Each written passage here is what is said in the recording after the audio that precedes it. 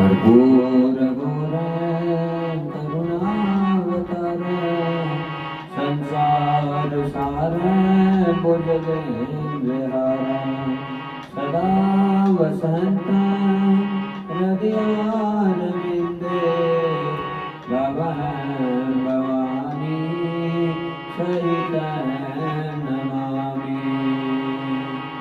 ओम जय जगदीश हरे स्वामी जय जगदीश हरे।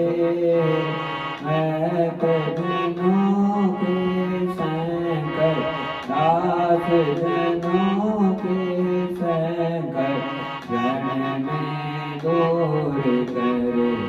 ओम जय जगदीश हरे। मात पिता तुम मेरे शरण गहु में किसकी स्वामी शरण गहु में किसकी।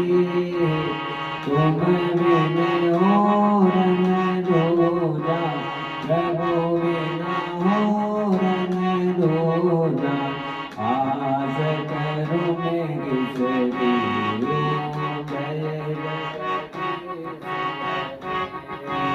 तुम पूरन कर मातन तुम अंतर्यामी स्वामी तुम अंतर्यामी। कारण ब्रह्म परमेश्वर पूर्ण ब्रह्म जगदीश्वर तुम सबके स्वामी। ओम जय जगदीश हरे। तुम करुणा के सागर तुम पालन करता स्वामी तुम रक्षा करता। मैं मूर्ख कल कामी मैं सेवक तुम स्वामी कृपा करो भरता। ओम जय जगदीश हरे। तुम हो एक अगोचर सबके प्राणपति स्वामी सबके प्राणपति। किस विध मिलो नया मैं कैसे आऊं सेवा में तुम मैं घूमती। ओम जय जगदीश हरे। दीन बंधु दुख हरता तुम ठाकुर मेरे प्रभु तुम रक्षक मेरे। अपने हाथ उठाओ अपनी शरण लगाओ द्वार पड़ा तेरे। ओम जय जगदीश हरे। विषय विकार मिटाओ पाप हरो देवा स्वामी कष्ट हरो देवा। श्रद्धा भक्ति बढ़ाओ श्रद्धा प्रेम बढ़ाओ संतन की सेवा। ओम जय जगदीश हरे। तन मन धन सुख संपत सब कुछ है तेरा स्वामी सब कुछ है तेरा। तेरा तुझको अर्पण प्रभु जी को अर्पण क्या लागे मेरा। ओम जय जगदीश हरे। पूर्ण ब्रह्म जी की आरत जो कोई नर गावे प्रभु प्रेम सहित गावे। कहत शिवानंद स्वामी कहत हरिहर स्वामी वांछित बल पावे। ओम जय जगदीश रे। ओम जय जगदीश हरे स्वामी जय जगदीश हरे। भक्त जनों के संकट दास जनों के संकट क्षण में दूर करे। ओम जय जगदीश हरे। हरि ओम। ओम द्योः शांति अंतरिक्षमं शांति पृथ्वी शांति राप है शांति रोगदय है शांति वनस्पति है शांति विश्वे देवाः शांति ब्रह्म शांति सर्वं शांति शांतिरेव शांति सामा शांतिरेव। ओम जगन्नाथ जगमय जंत देवास्तानि धर्माणि प्रथमान्यासन्न तेह नाकं महिमान ससंत यत्र पूर्वे साध्याः सन्ति देवाः। हरि ओम राजाधिराजाय प्रजयसायिने नमो व्यं विश्वनाय कुर्मः समय कामाय काम कामाय व्यं कामेश्वरो विश्वनो ददातु कुबेराय विश्वनाय महाराजाधिपतये नमः। सेवन्ति कालकुल चन्पट पाटलाब्धे पुण्या गजाधिकरवीलल साल पुष्पे बेलवै प्रभावि तुलसी दल मंजूरे वे त्वां पूजयामि जगदीश्वर में प्रसिद्ध है। नाना सुगंधि पुष्पाणि यथा कालोच भवानि च पुष्पांजलि मया दत्तो गृहाणं परमेश्वर। सुमन सुगंधित सुमन ले सुमन सुदृष्टि सुजान पुष्पांजलि अर्पण करो भगवान करो स्वीकार।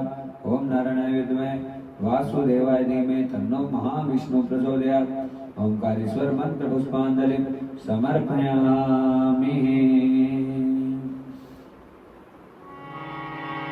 बोलो गणेशी महाराज की जय। भक्तवत्सल भगवान की जय। सद्गुरुदेव भगवान की जय। श्री शिव महापुराण की जय। पानि शंकरन वंदो श्रद्धा विश्वास रूपिणो सर्वं प्रतिष्ठितो देवो वंदे वाणि विनायको चिंता संताप हंतारो यद पादा गुजरे श्या राम नाम जाचारी गणमामि मोर मगे यदनुग्रह तो जंतो सर्व दुःखादिगो भवे तमहं सर्वदा वन्दो श्रीवल्लभ मदनन्दना अज्ञानतिमिरादसे ज्ञानानंजला गया चक्षुरुन्मिलितमेन तस्मै श्री गुरुवे नमः। नमामि हृदयाशेषे लीलाशिराधिकायणे लक्ष्मी सहस्र लीलाभि सेवे मालम कलानिधि। ललित कमल कोटि समनवनील अंबरधारिणी शशिवंद भंज विलोचनी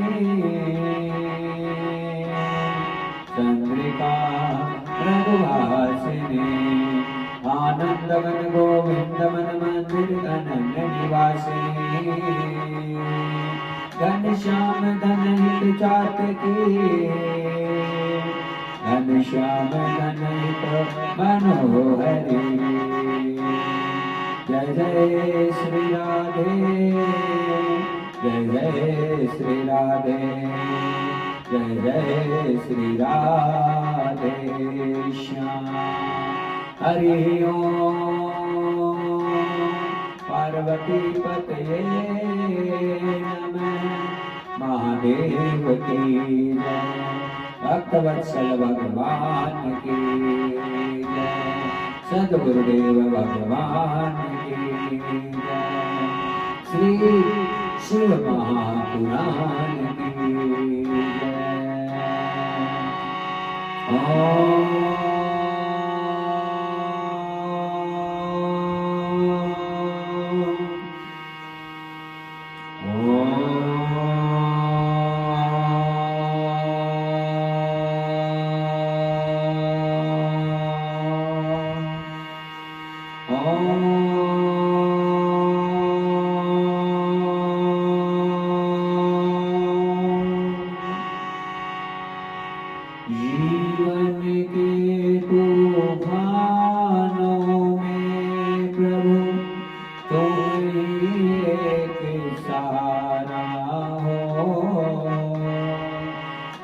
डगमग डोले नैया, तुम ही नाथ किनारा हो।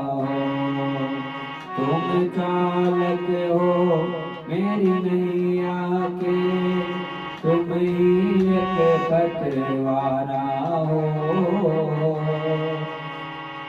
नमस्कार भगवान तुम्हें भक्तों का बारंबार हो।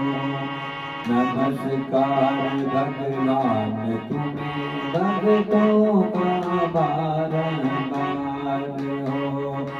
शरणारू बेटे हमारी चरणों में स्वीकार हो।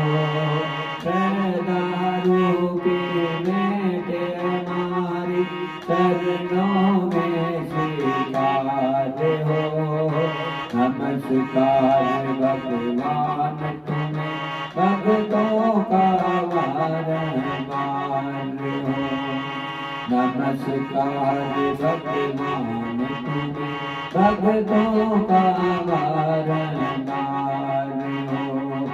जग के सच्चे पिता तुम ही हो, तुम ही जग की माता हो।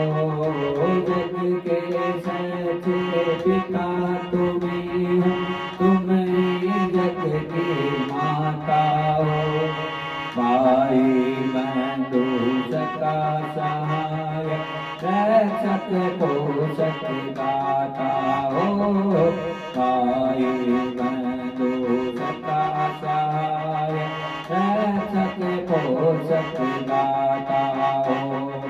चीटी से लेकर हाथी तक प्रभु तुम ही पालनहार हो। चीटी से लेकर हाथी तक प्रभु तुम ही पालनहार हो। नमस्कार भगवान तुम्हें भक्तों का बारंबार हो।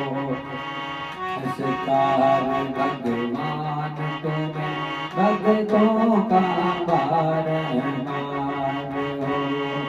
ऋषि मुनि योगी जन सारे द्वार तुम्हारे आते हैं। ऋषि मुनि योगी जन सारे द्वार तुम्हारे आते हैं। प्यारा राजा क्या नैक भिखारी तुमसे ही वर पाते हैं। प्रभु क्या राजा क्या नैक भिखारी तुमसे ही वर पाते हैं। परम दयालु परम कृपालु जीवन की आधारा हो। परम दयालु परम कृपालु जीवन की आधारा हो। नमस्कार भगवान तुम्हें भक्तों का बारंबार हो। नमस्कार भगवान तुम्हें भक्तों का बारंबार हो। हरि ओम नमः शिवाय, हरि ओम नमः शिवाय, हरि ओम नमः शिवाय, हरि ओम नमः शिवाय। श्री राधे कृष्ण देवा, श्री राधे कृष्ण देवा, श्री राधे कृष्ण देवा, श्री राधे कृष्ण देवा। जय जय वृंदावन धाम, जय जय वृंदावन धाम, जय जय वृंदावन धाम, जय जय वृंदावन धाम। हरि ओम नमः शिवाय, हरि ओम नमः शिवाय।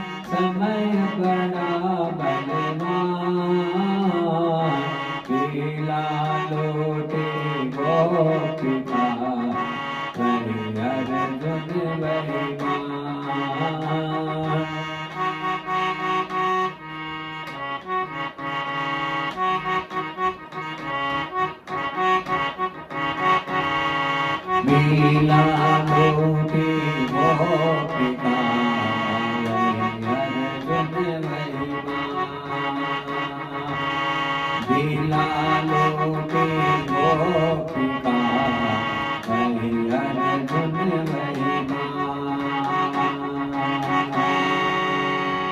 ये सद्गुरुदेव भगवान की जय।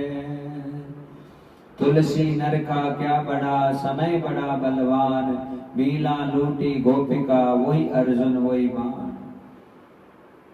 भक्त जनों, जीवन हमारा सबका केवल और केवल समय के ऊपर ही निर्भर है। एक बार सब गया हुआ समय कभी भी लौट कर आता नहीं है। आज जिस मोमेंट पर जो क्षण है, जो समय चल रहा है, वो वापस ये वाला समय कभी आने वाला नहीं है। और इतना कीमती समय है, इतना कीमती समय है जिसकी हम कल्पना नहीं कर सकते। एक एक श्वास हमारी बहुत कीमती है। यदि हम इस बात को समझ लें तो हमारा जीवन धन्य हो जाता है। पर ये बात जल्दी से समझ में नहीं आती। बहुत सत्संग सुनते हैं, बहुत महात्माओं का संग करते हैं, बहुत अच्छी अच्छी जगह से अपने अच्छे विचारों को बनाने की कोशिश करते हैं, लेकिन फिर भी भगवान की माया इतनी प्रबल है कि हमें प्रपंच में ही उलझाने का प्रयत्न करती है। हम उसे निकलने का बहुत प्रयास करते हैं कि हम वहां से निकल जाएं, और कोशिश ये करें कि अपना एक एक श्वास है भगवान के प्रति समर्पित करें, पर संपूर्ण भावनाओं को जागृत करने के बावजूद भी हम सफल नहीं हो पाते हैं। कारण क्या है? कारण सबसे बड़ा तो है कि हमारे कर्म, कि महाराज हमारे कर्म हैं वो हमारा पीछा नहीं छोड़ते हैं। भक्तजनों, पाप और पुण्य दोनों साथ में चलते रहते हैं। जब भी हम कोई अच्छा कार्य करने की कोशिश करते हैं तो बीच में पाप आते हैं और वो कभी भी उस कार्य को बनने नहीं देते। लेकिन इन सब चीजों का निराकरण और समाधान केवल और केवल भगवान का नाम है। कितना हमारा सटीक समर्पण है परमात्मा के प्रति, एक बहुत बड़ा प्रश्न होता है भक्तजनों। कहते तो हैं कि भगवान से प्यार करते हैं, भगवान से प्रेम करते हैं, हमारा भगवान के अलावा कोई नहीं है, पर वास्तविक रूप से आप कितने समर्पित हैं ये तो केवल और केवल आपका कर्म ही बता सकता, आपकी सोच बता सकती है। और आपकी जो भावनाएं अपने गुरुजनों के सामने जब प्रकट होती है तो उससे भी बहुत सारी चीजें अभिव्यक्त हो जाती है कि आप कितने पानी में हैं।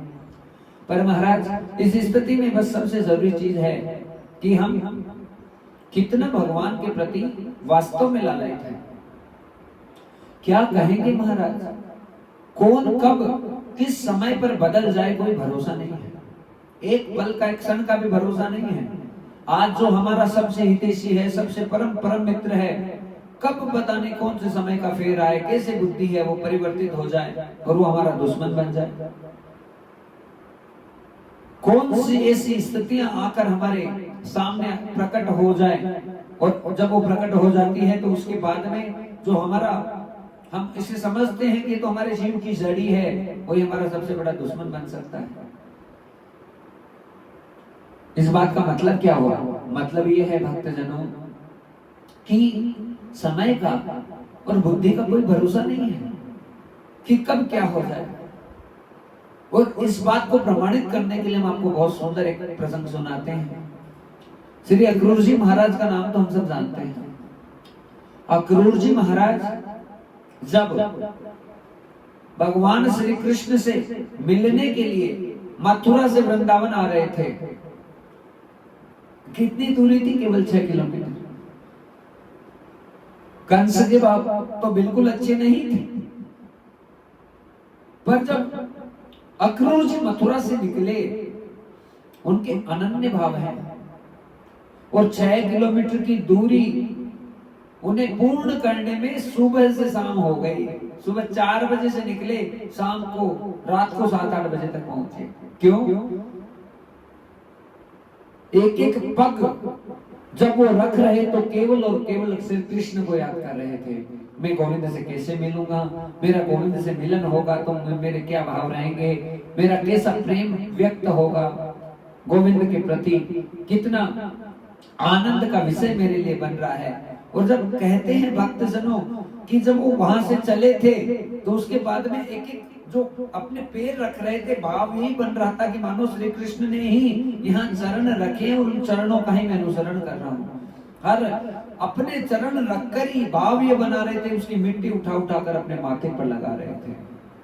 इतना प्रेम करने वाला अक्रूर। और भगवान ने जब अक्रूर का इतना महान प्रेम था तो प्रेम देने की कोई कमी नहीं रखी।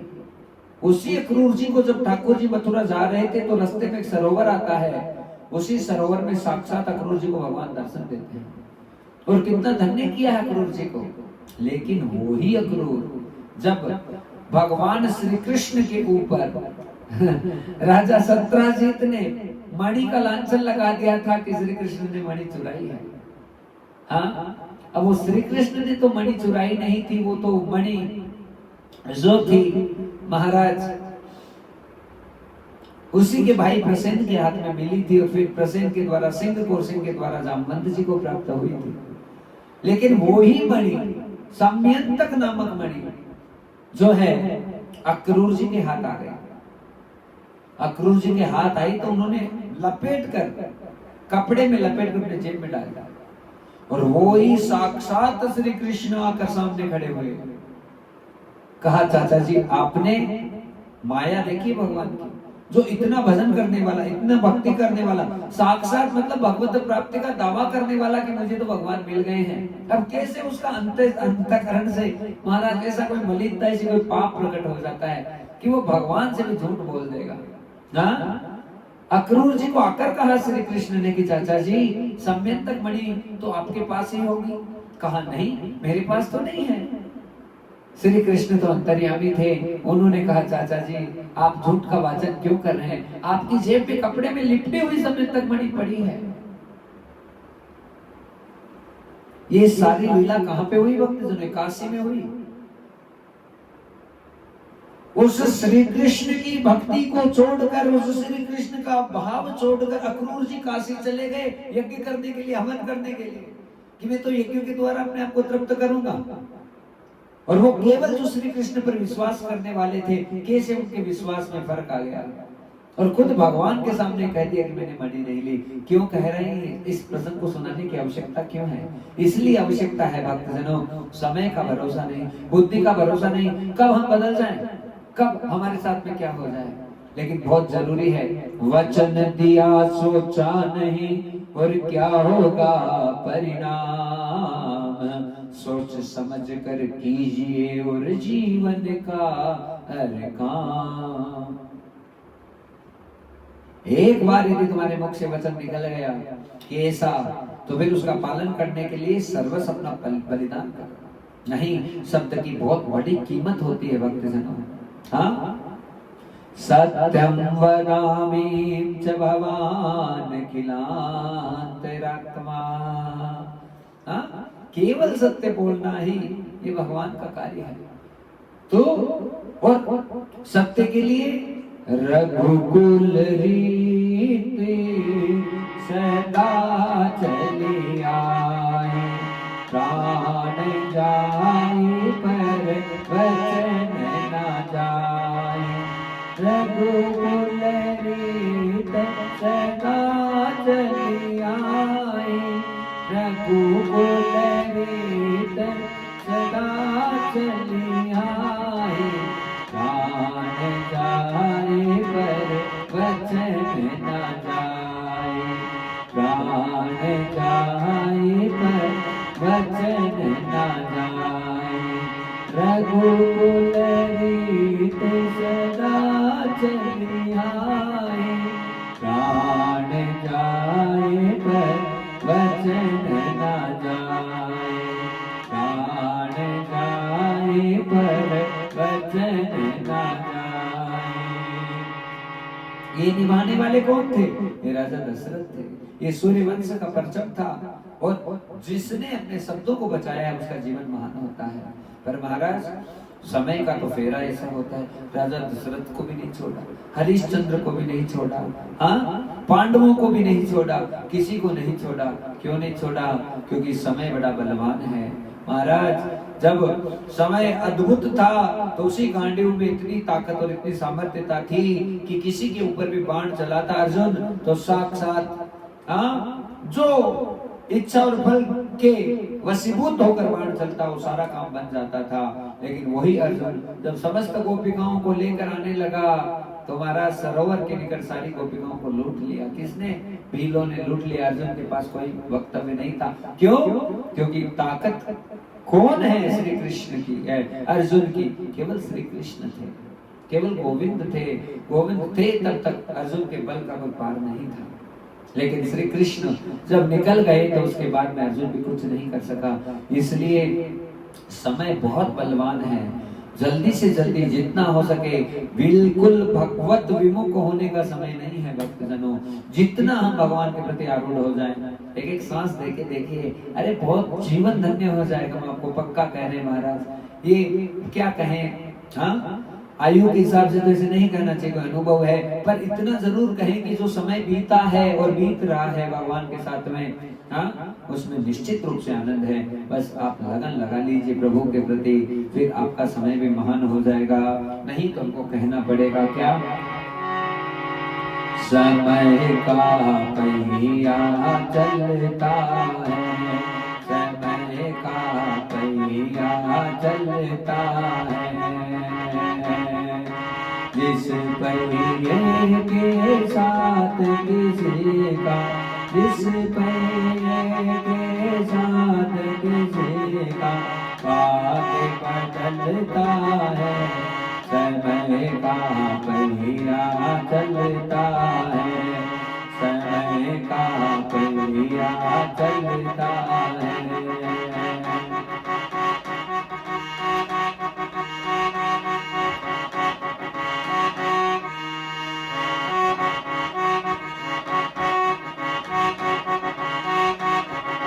जिस पहिए के साथ किसी का, जिस पहिए के साथ किसी का भाग्य बदलता है।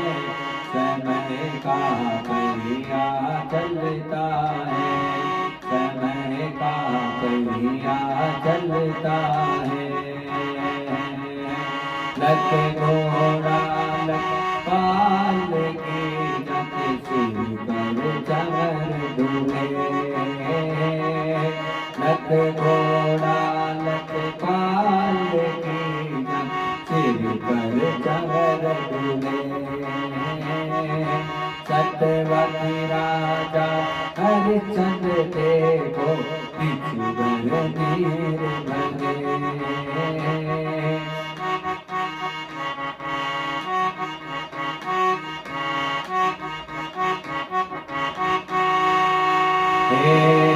सत्यवती राजा हरिश्चंद्र देखो पिछुवर नीर भरे। उस राजा के लाल को देखो,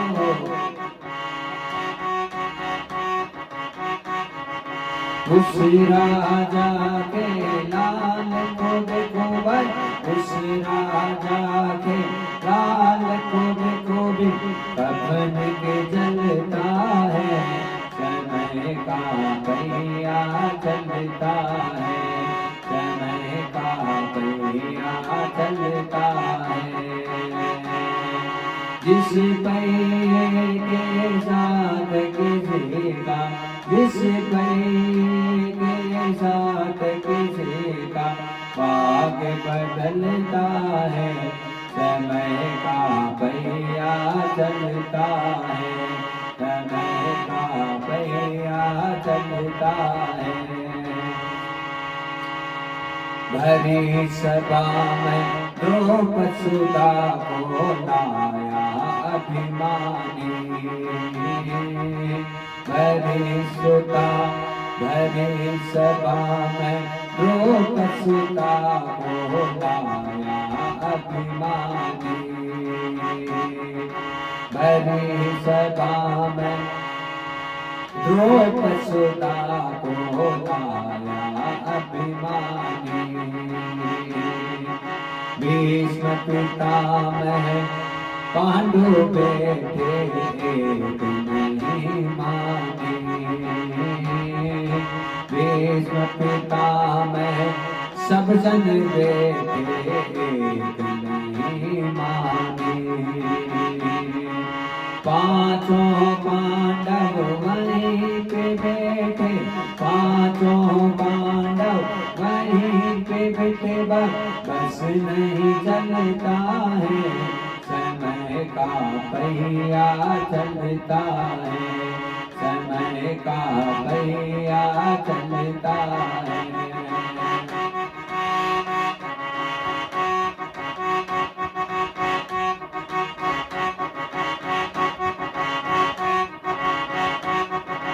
जिस पहिए के साथ गिरेगा, जिस पहिए के साथ गिरेगा, भाग बदलता है, समय का पहिया चलता है, समय का पहिया चलता है।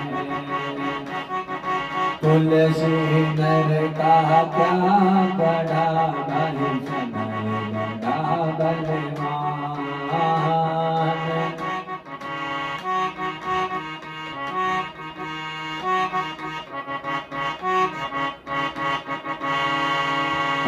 तुलसी नर का क्या बड़ा भाई, समय बड़ा बलवान।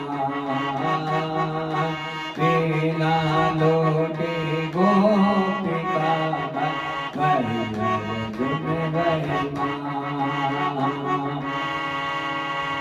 रात के समय शशि को देखो भाई, रात के समय शशि को देखो, दिन सूर्य निकलता है, समय का पहिया चलता है, समय का पहिया चलता है, समय का पहिया चलता है।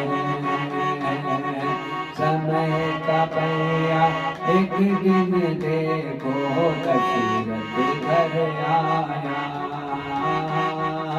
समय का पहिया एक दिन देखो दशरथ घर आया। सरयू जी के तीर गड़ाओ बाण चलवाया। सरयू जी के तीर गड़ाओ बाण चलवाया। लगा बाण सरवण के देखो, लगा बाण सरवण के देखो, प्राण निकलता है, समय का पहिया चलता है, समय का पहिया चलता है। जिस पहिए के साथ गिरेगा, जिस पहिए के साथ गिरेगा, भाग बदलता है, समय का पहिया चलता है, समय का पहिया चलता है।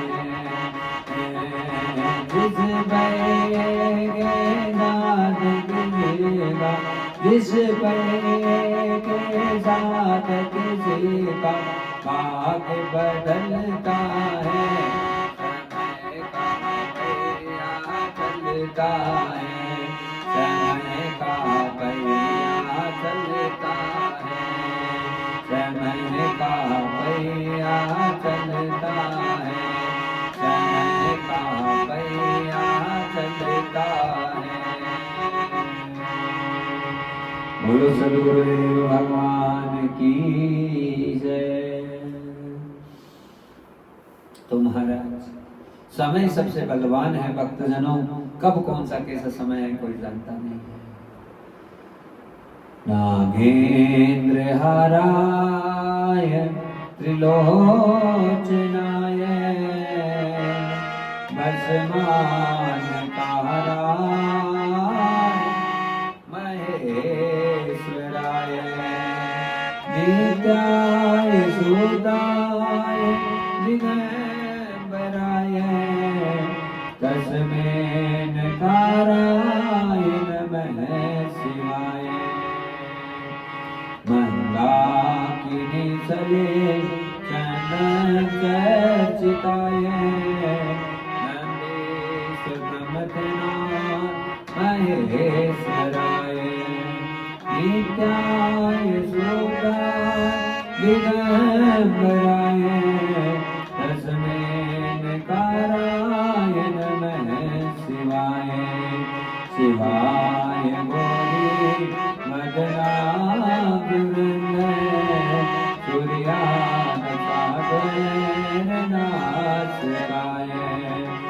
श्रीनीलकंठाय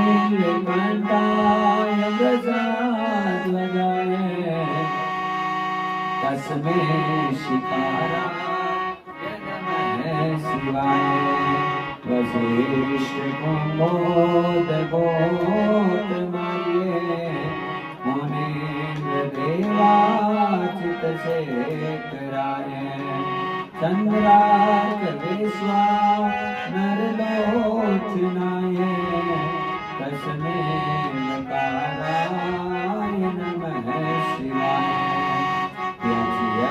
स्वरूपाय जटाधराय वीणाहस्ताय सनातनाय वीराय देवाय दिगंबराय तस्मै काराय नमः शिवाय पंचाक्षरवेदम पुण्यं ये पठे शिव सन्निधौ शिवलोकमवाप्नोति शिवेन शरणोदते। बोलो सद्गुरुदेव भगवान की जय। बड़े आनंद के साथ में भक्तजनों शिव महापुराण के अनुपम अद्भुत कथा में प्रवेश होने जा रहा है। और महाराज समाविरश्य भूषण क्षम्यताम क्षम्यताम देव। हे नाथ, हमसे कोई भी अपराध हो रहा है, कोई गलती हो रही है प्रभु, आपके चरणों में सब कुछ समर्पित है। हे भगवान, सब कुछ जो अच्छा बुरा हमारे जीवन में जो भी है प्रभु आपके चरणों में समर्पित है। महाराज जी ने भावनाओं को बनाया। कल जब कथा को विश्राम हो रहा था भक्तजनों, तो माता पार्वती और भगवान शंकर का विवाह बड़े धूमधाम से हो रहा था और बड़ी खुशियां, बड़ा आनंद, बड़ा मंगल प्राप्त हो रहा था। और क्यों ना हो भला भगवान शंकर और माता पार्वती विवाह बंधन में बंधे। कितने जन्मों का इंतजार था माता पार्वती को, तब जाके भगवान शंकर प्राप्त हुए। ऐसा ही होता है भक्तजनों, किसी भी महान विभूति को प्राप्त करने के लिए हमें बहुत जन्मों का तप करना पड़ता है। बिना साधना के, बिना भजन के कभी भगवान प्राप्त नहीं होते हैं। और महाराज इतने लंबे समय का तप, और उसी का परिणाम हुआ कि जो भगवान शंकर हैं उनका माता पार्वती से विवाह हुआ। बड़े आनंद के साथ में मंगलाचरण हुआ, फेरे हुए, और अब महाराज बारात की विदाई का समय हुआ।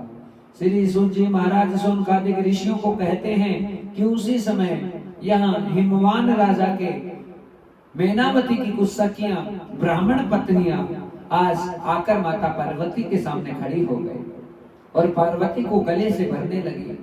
माता पार्वती की विदाई का समय है, पार्वती की आंखों से आंसू बरस रहे हैं। हे मैया, कितना तुमसे दुलार मिला, कितना तुमसे प्यार मिला, कितना तुमसे प्रेम मिला, और माँ आज मेरे वो ससुराल जाने का समय आ गया है, पर मैं कैसे भूलूं तुम्हारे आंगन को, मैं कैसे भूलूं तुम्हारे साथ में बीते हुए समय को, मैं कैसे भूलूं तुम्हारे द्वारा प्राप्त हुए आनंद को। हे माँ, तुमने तो मुझे धन्य धन्य कर दिया, पर माँ, एक स्त्री होती है, उसकी बहुत बड़ी जिम्मेदारियां होती हैं। जब वो अपने पिता के घर में रहती है तब भी वो पूरे आंगन को महकाती है, आनंदित करती है, और जब वो ससुराल चली जाती है तब उसकी जिम्मेदारियां और ज्यादा बढ़ जाती है। हे माँ, आज मेरे जीवन में वो समय आ गया है कि जब मैं कई कई जन्मों से इंतजार कर रही थी कि देवों के देव महादेव मुझे प्राप्त हो, और आज माँ आप लोगों के आशीर्वाद के परिणाम स्वरूप ही खुद भगवान शंकर मेरा वरण करने आए हैं। मेरे लिए ये बात की तो बहुत बड़ी खुशी है माँ कि मुझे आज भगवान शंकर का हमेशा हमेशा के लिए सानिध्य प्राप्त हो रहा है, पर मुझे इस बात का गम भी बहुत है माँ कि मुझे तुम सबको छोड़कर जाना पड़ रहा है। आज उसी समय ब्राह्मण पत्नियां पार्वती के पास में आई। पार्वती रो रही है, बिलख रही है। जैसे ही सिंदूर की लाली माता पार्वती के यहाँ माथे पर चमक रही है, मानो माता पार्वती की शोभा अनन्य अनन्य भाव से बढ़ गई है। और महाराज उसी समय जो ब्राह्मण पत्नियां हैं आकर पार्वती को उपदेश देने लगी हैं कि हे पुत्री, तू तो सर्वगुण संपन्न है, हर स्थिति को हर परिस्थिति को समझने वाली है गौरी, पर फिर भी तुम्हें हम इतना उपदेश देंगे कि ओ पति देवों में देव समान, ये शिक्षा भूल न जाना। हे पार्वती, जहां तुम बहू बनकर जा रही है, तुम्हारे ससुर भी शिव ही होंगे, तुम्हारी सास भी शिव ही होंगी, तुम्हारे लिए माता पिता भाई बंधु कुटुंब कबीला सब कुछ तुम्हारे शिव ही हैं। और हे पार्वती, पति के लिए कहा गया है कि एक स्त्री जब अपने पति के दामन को थामती है तो उसके बाद में उसकी जिम्मेदारी हर प्रकार से पति के प्रति परिपूर्ण हो जाती है। पति से बढ़कर कुछ नहीं है। हे देवी, तुम्हारे स्वामी हैं, वही तुम्हारे लिए सर्वस्व है।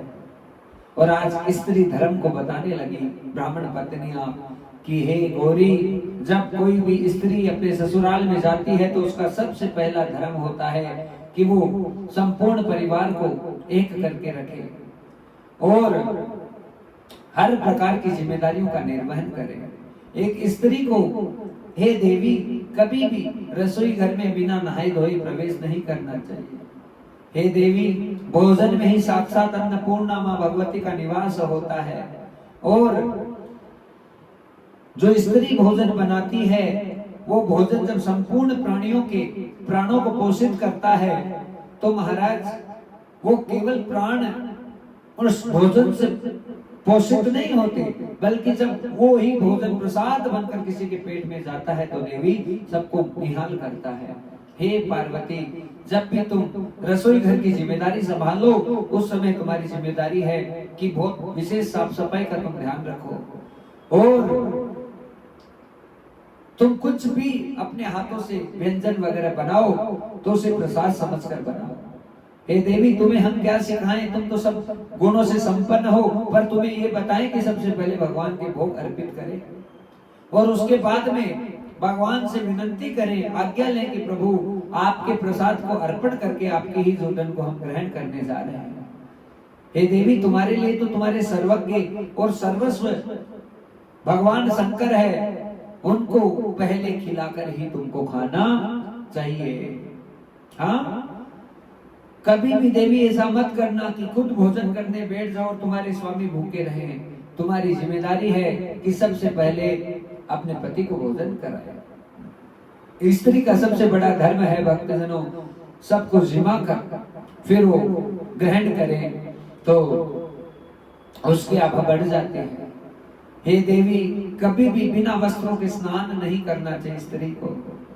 हे देवी, अपने परिवार को परिवार समझकर हर प्रकार की जिम्मेदारी का निर्वहन करें। पति से कभी ऊंचा नहीं बोले, और जो पति के साथ में झगड़ा करती है उसका अगला जन्म सियारिन के रूप में होता है। हाँ, उसे सियारिन का शरीर लेना पड़ता है। जो मृदु स्वभाव में रहती है, अपने पति को सब कुछ सर्वस्व मानती है, पति से कभी भी किसी भी प्रकार का भेदभाव नहीं रखती है और कोई छल कपट नहीं करती है, और जो भी बात है वो सत्य सत्य आकर अपने पतिदेव को बता देती है। उस स्त्री से भगवान बड़े प्रसन्न होते हैं। और जो स्त्री धर्मपरायण रहती है, कभी भी किसी पर पुरुष की तरफ आंख उठाकर भी नहीं देखती है, उस स्त्री की जगह भगवान के दरबार में हो जाती है। हे देवी पार्वती, पति ही सब कुछ है। स्त्रियां 4 प्रकार की होती है, एक तो उत्तम और एक मध्यम, एक निकृष्ट और एक अति निकृष्ट। उत्तम स्त्री वो है जो केवल अपने पति के अलावा किसी को भी आंख उठाकर नहीं देखे। मध्यम स्त्री वो है जो अन्य पुरुषों को, अपने पति के अलावा अन्य पुरुषों को, पिता, भाई, इन्हीं भावों से उनके दर्शन करें। निकृष्ट स्त्री वो है जो केवल और केवल अपने धर्म को निभाने और उसे निर्वहित करने के लिए अपने प्राणों का भी सर्वस्व त्याग करने की क्षमता रखती है। और अति निकृष्टता वो होती है उस स्त्री में जो हर प्रकार से कैसे भी हो कि अपने पतित्व धर्म को कभी भंग ना करे और हर भाव से अपने पति की ही सेवा में लग जाए। हे देवी, एक स्त्री का सबसे बड़ा धर्म होता है कि अपने pति के चरणों का चरणामृत निकाल कर उसे अवश्य पीना चाहिए। अपने पति को सब कुछ सर्वस्व समझे और पति यदि कोई आज्ञा दे दे, कोई उसके द्वारा कोई शब्द निकल जाए तो कभी उस शब्द का विरोध ना करे। पति से कभी जोर से नहीं बोले और उसे चाहे वो कैसी भी किसी भी प्रकार की बात को रखे तो उस बात को बहुत अच्छे से स्वीकार करें और अपने पति के साथ में ही जो है उसे भोजन कराकर अपने उस भोजन को है ग्रहण करे और पति के ही जो पति ने भोजन किया है उसी थाली में यदि वापस उसका जो जूठन, उसका जो प्रसाद मिला है उसे ग्रहण करती है तो उस स्त्री की शोभा बढ़ जाती है। हे देवी पार्वती, कैसे बताएं तुम्हें, माता अनुसुईया ने केवल और केवल अत्रि ऋषि को ही सब कुछ मानकर उन्हें ऐसा पूजा कि भगवान ब्रह्मा, विष्णु और महेश भी मजबूर हो गए उनके दर पे आने को। एक सतीत्व धर्म में देवी बहुत बड़ी ताकत होती है। एक स्त्री को कभी भी व्यभिचारिणी नहीं होना है। स्त्री यदि व्यभिचारिणी हो गई तो कुल कलंकित हो जाता है और संपूर्ण कुल का विनाश हो जाता है। स्त्री केवल जिसको अपने पति रूप में माना है बस उसे ही अपना सर्वस्व मानकर अपने पूरे जीवन को निर्वहित कर दे। कैसे भूले हम भारतवर्ष की मर्यादाएं भक्तजनों, कैसे सीता जी के चरित्र को भूल जाए, हाँ कैसे सती सावित्री के चरित्र को भूल जाएं जो साक्षात अपने मरे हुए पति को यमराज से जिंदा लेकर आ गई। कैसे माता अनुसुईया के चरित्र को भूल जाएं, हाँ जो सब कुछ अपना सर्वस्व समर्पित करके अपने पति को ही प्राणों से ज्यादा प्यार किया है। हे देवी, जो अपने पति को ही सर्वस्व मानती है उसे अलग से भगवान की पूजा करने की भी आवश्यकता नहीं रहती है। जिसने अपने स्वामी को अपना अंग मान लिया है, अपना सर्वस्व समर्पित कर दिया है, बस उसके जीवन में फिर और उसे अलग से कोई पूजा पाठ करने की भी आवश्यकता नहीं रहती और उस स्त्री से भगवान बड़े प्रसन्न हो जाते हैं। इसलिए पार्वती, हम तुमको क्या उपदेश दें, तुम तो बहुत समझदार हो, हर बात को ग्रहण करने वाली हो। आज ब्राह्मण पत्नियों ने बड़ा सुंदर उपदेश किया है भक्तजनों। माता पार्वती की आंखों में से आंसू बरस रहे हैं कि हे माताओं, आपने मुझे धन्य कर दिया, इतना सुंदर आपने मुझे उपदेश किया है। मेरे लिए शिव ही मेरे सर्वस्व प्राणेश्वर है और मैं अपने शिव की सेवा के लिए हर प्रकार से समर्पित रहूंगी। महाराज, आज्ञा पालन ही सबसे बड़ा धर्म है। आज्ञा ये हो जाए पति के द्वारा कि तुम्हें ये करना, हाँ में हाँ कर दो, ना में ना कर दो, तुम्हारी विजय हो जाएगी।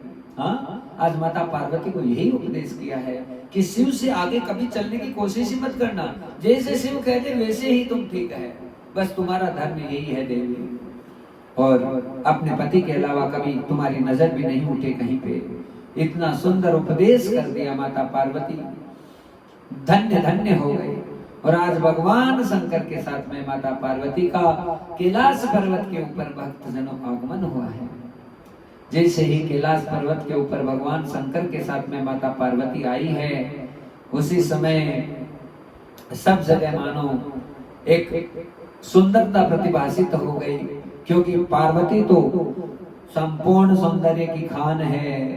और वो सुंदरता जब भगवान शंकर के साथ आई, और शिव जी की सुंदरता को तो कैसे बखान किया जा सकता है, क्योंकि हम सब गाते हैं कर्पूर गौरम करुणावतारम संसार सार भुजगेंद्र हारा सदा वसंतम हृदयारविंदे भवानी सहित नमामि।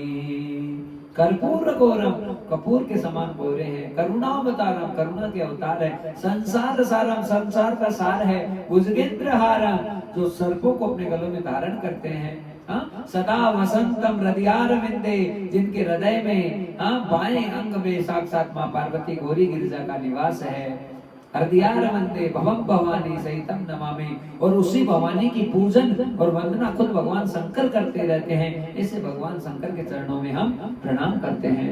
तो महाराज भगवान शंकर तो सबसे सुंदर है, सौंदर्यता की खान है, और आज वही भगवान शंकर जब माता पार्वती को यहाँ कैलाश पर्वत के ऊपर लेकर आए हैं, तो आज बहुत बड़ी धन्यता सिद्ध हो रही है भक्तजनों की माता पार्वती आज वामांग में आकर विराजित हुई, और उसी समय भगवान शंकर से प्रश्न करने लगी, नाथ मैं अच्छे से जानती हूँ सती के अवतार में मेरा शरीर भस्म हो गया था, और आज वही सती के स्वरूप में मेरा अलग अवतार हुआ है, और मेरी एक ही कामना थी कि बस आप मुझे प्राप्त हो जाएं। नाथ आज मैं धन्य धन्य हो गई कि आपको प्राप्त कर लिया। आज आते ही भगवान शंकर ने माता पार्वती को उपदेश किया है, और भगवान श्री राम की कथा सुनाई है। माता पार्वती के साथ में भगवान शंकर का अलौकिक संबंध है भक्तजनों, और ये हम सबको संदेश दे रहा है कि गृहस्थ जीवन हो तो भगवान शंकर और माता पार्वती जैसा होना चाहिए। धन्य धन्य है वो ऐसा गृहस्थ जीवन जिसमें भवानी शंकर का अनन्य प्रेम, अटूट प्रेम, और हर चीज को, हर मर्यादाओं को निभाने वाले भवानी शंकर जो अनुपम शांति में माता पार्वती के साथ में अपने जीवन का निर्वाह करते हैं। महाराज आज भगवान श्री राम की अनुपम कथाएं माता पार्वती को भगवान शंकर ने सुनाई है, और उसके बाद में दोनों जो निवृत्त निकुंज है उसमें प्रवेश कर गए। वनों का जो प्रदेश है उसमें प्रवेश गए करे, और महाराज दोनों है आनंद के साथ में अपने गृहस्थ जीवन को बढ़ाने लगे हैं। पर सबसे पहले भगवान का उपदेश प्राप्त करके माता पार्वती ने गृहस्थ में प्रवेश किया, और गृहस्थ में जैसे माता पार्वती गई, खुशी का ठिकाना नहीं है। भक्तजनों शिव महापुराण की कथा कहती है समय बीतता जा रहा है, बीतता जा रहा है, और भगवान शंकर बहुत आनंद के साथ में अपने गृहस्थ जीवन में प्रवेश करके माता पार्वती के साथ में विहार कर रहे हैं। पर देवता इंतजार कर रहे हैं कि कब माता पार्वती के यहाँ किसी पुत्र का जन्म होगा, क्योंकि उनकी चिंता केवल और केवल एक है, उसका नाम है तारकासुर का वध। क्योंकि जब तक भगवान शंकर के तेज से कोई बालक उत्पन्न नहीं होगा तब तक तारकासुर का वध होने वाला नहीं है। यहाँ पर यही चिंता यहाँ समस्त देवताओं को सता रही है, और यहाँ महाराज माता पार्वती बड़ी प्रसन्न है। भगवान शंकर को तो कोई चिंता है नहीं कि कब क्या होना है क्या नहीं होना है। आज सारे देवता परेशान हो रहे हैं, व्याकुलता से भरकर आज समस्त देव समाज ने निश्चय किया है कि वो भगवान विष्णु के पास जाकर अपने मन के आग्रह को वहां भगवान नारायण के चरणों में समर्पित करे। चरण कमल में वंदना हे विष्णु भगवान, आए तेरे दर पे बाबा, करुणा करो मेरे नाथ हो रामा, करुणा करो मेरे नाथ। सारे देवता आकर भगवान नारायण की स्तुति करने लगे। वंदनम वंदनम देवे योग योगम योगेश्वर, सर्व कारण मूल नारायण नमोस्तुते। हर कारण के मूल भगवान शंकर, आपको प्रणाम है, आपको निवेदन है, आपको वंदन है। और महाराज आज जो है बोले गोविंद भगवान की जय, ठाकुर जी महाराज की जय, सांवरिया सरकार की जय। तो महाराज ओम गोविंद भगवान की जय।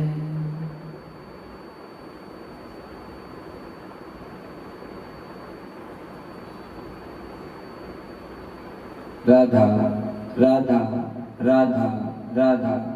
थोड़ा सा कीर्तन करते हैं भक्तजनों, फिर आगे बढ़ते हैं।